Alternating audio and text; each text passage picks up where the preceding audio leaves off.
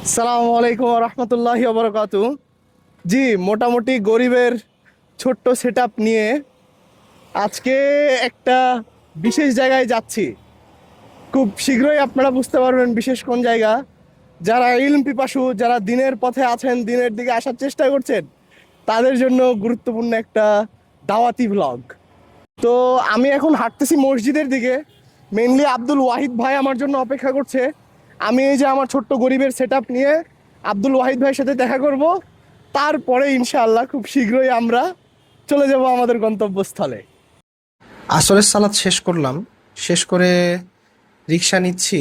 রিক্সা নিতে নিতে মাথায় কাজ করছে গন্তব্যস্থল, গন্তব্যস্থল। আসলে তো আমাদের গন্তব্যস্থল আল্লাহর কাছে, পরকাল। আমাদেরকে তো আল্লাহর কাছে যেতে হবে। এই যে এত সুন্দর বাতাস সমস্ত শরীর বেয়ে আসছে, রিক্সায় উঠেছি, আশপাশে তাকাচ্ছি, দেখছি। রিক্সায় উঠার ভাড়াটা, উঠার যে পা পা ফেলার যেই শক্তি, সব কিছু যা নিয়ামত আমি দেখছি, চলছি, ফিরছি। এত এত নিয়ামতের শুক্রিয়া আমি আসলে কি করে করব, কিংবা আপনি কি করে করবেন বলেন তো? কি করে করা যায়? তো এটা করে শেষ করা সম্ভব না। আলহামদুলিল্লাহ, আল্লাহু আকবার কবীরন আলহামদুলিল্লাহি কাসীরন ওয়া সুবহানাল্লাহি বুকরাতাও ওয়া আসীলা। তো শুক্রিয়া করার তৌফিক দান করুক আল্লাহ আমাদেরকে। এখন যাচ্ছি আমরা সিরাত প্রকাশনীর দিকে। আর সিরাত প্রকাশনী, সেখানে আব্দুল ওয়াহিদ ভাই আমার জন্য অপেক্ষা করছেন। ওখানে যাব, তারপরে আব্দুল ওয়াহিদ ভাইকে নিয়ে আমরা জামিয়া সালাফিয়া ডাঙ্গিপাড়া যাব, আমাদের শেখ আব্দুর রাজ্জাক বিন ইউসুফ হাফিজাহুল্লাহ ওনার মাদ্রাসায়, ইনশাআল্লাহ। আমরা সিরাত প্রকাশনীতে অল্প কিছুক্ষণ বসলাম। বসে তাদের সাথে সামান্য কুশল বিনিময় করলাম। তাদের পরবর্তী কিছু বিষয় নিয়ে আলোচনা করলাম। তারপর এখান থেকে উঠলাম। তাওয়াক্কাল তো আল্লাহ। সমস্যা নাই, চলেন।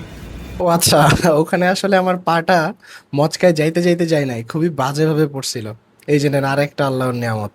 আলহামদুলিল্লাহ, আল্লাহ বাঁচাই দিছেন। তো আমরা কিন্তু একজন গুরুত্বপূর্ণ ব্যক্তিত্বর সাথে দেখা করতে যাচ্ছি, তার সাক্ষাৎকার নিব। তিনি অনেক শায়েখ মাশায়েখদের পর্যন্ত ওস্তাজ। তো তার সাথে কিন্তু আমরা দেখা করতে যাচ্ছি, আপনারা ভুলে যেয়েন না। আর সামনের যে বড় বিল্ডিংটা দেখতেছেন, এই যে জুম করব, এই বিল্ডিংটা হচ্ছে ইসলামী ব্যাংক মেডিকেল হাসপাতাল। কত কত মানুষ এই জায়গাটায় আছে বলেন। কারো হাত ভেঙে গেছে, কারো পা ভেঙে গেছে, কে কত রকম অসুস্থ নিয়ে আসছে। আল্লাহ সুবহানাহু ওয়া তাআলা সকলকে সুস্থ রাখুন, আমাদের মুসলিমদেরকে, আমিন। এই নেন, দোয়া করতে করতে চলে আসলাম জামিয়া সালাফিয়ার গেটে। কতবার যে এখানে আসছি, কত শান্তি লাগে এই জায়গায় আসলে। কত কত এতিম বাচ্চারা এই জায়গায় পড়াশোনা করছে, কুরআন সুন্নাহর পথে পড়াশোনার চেষ্টা করছে। কত কত মানুষ, সুবহানাল্লাহ। তো আমরা সামনে এগিয়ে যাচ্ছিলাম, তখন আমাদের দীর্ঘদিনের পরিচয় ফরহাদ ভাইয়ের সাথে আমাদের দেখা হলো। তখন ফরহাদ ভাইয়ের সাথে আমরা সামনে আগাচ্ছি এবং চলে আসছি অলমোস্ট সেই বিশাল ব্যক্তিত্বের সাথে দেখা করতে, যার কাছ থেকে আমরা আদব, আখলাক, আকিদা, মানহাজ, ফিকহ, মাসাইল অনেক কিছু শিখতে পারবো ইনশাআল্লাহ।